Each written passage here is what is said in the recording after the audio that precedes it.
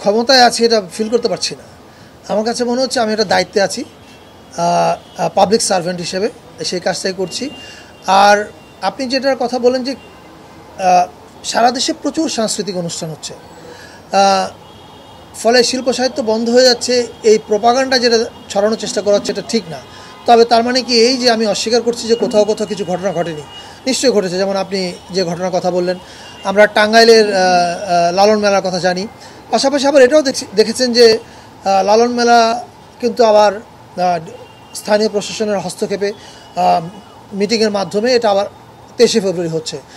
এটা আমি বললাম এটা বোঝানোর জন্য যে আমাদের অনেক জায়গায় সফলভাবে হচ্ছে। যদি 5টা জায়গাও কোনো ঝামেলা হয় এটা আমরা সাথে সাথে অ্যাড্রেস করার চেষ্টা করছি। ফলে এই সাংস্কৃতিক অনুষ্ঠানের ক্ষেত্রে যেখানে যেখানে ট্রাবল দেখা যাচ্ছে, স্থানীয় প্রশাসনের সাথে সাথে সেখানে অ্যাড্রেস করছে। মহিলা সমিতিতে আপনার নাট্য উৎসব বন্ধ করে দেওয়া হলো, সামনে যে আপনার 1 বৈশাখ আসতেছে, ওখানে তো হুমকি দেওয়া হচ্ছে যে আপনার রমনার গর্ত করে হচ্ছে গরু জবাই করা হবে 100। এইসব বিষয়ে আপনার আসলে কি বলবেন?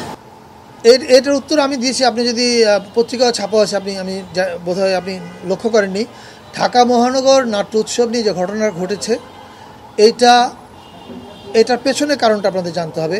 নাট্যকর্মীদেরই মধ্যে একটা অংশ তারা দীর্ঘদিন ধরে মহিলা সমিতি কর্তৃপক্ষের কাছে গিয়ে বলেছে যে এই উৎসবের আড়ালে একদল ফ্যাসিস্টের দোসর এক হচ্ছে, যারা জুলাই আগস্টেও ছাত্র হত্যার পক্ষে বিবৃতি দিয়েছে এবং ছাত্র হত্যায় উস্কানি দিয়েছে।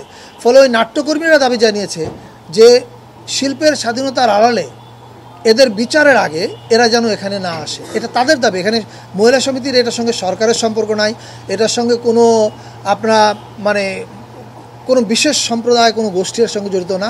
নাট্যকর্মীদেরই মধ্যে একটা অংশ এদের বিচার চেয়েছে এবং তার পরিপ্রেক্ষিতে মহিলা সমিতি তাদের বরাদ্দ বাতিল করেছে। এবং মহিলা সমিতিতে বরাদ্দ দেয়া এবং বাতিল করা এটা দুইটার একটার সঙ্গে সরকারের কোনো সম্পর্ক নাই।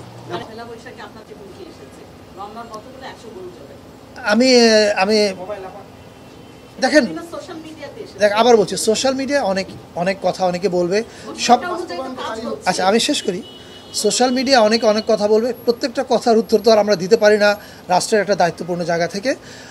পহেলা বৈশাখ বাঙালির একটা বড় উৎসব। এই উৎসব প্রত্যেকবার যেভাবে পালিত হয় এবারও সেভাবেই পালিত হবে, এটুকু আমরা বলতে পারি।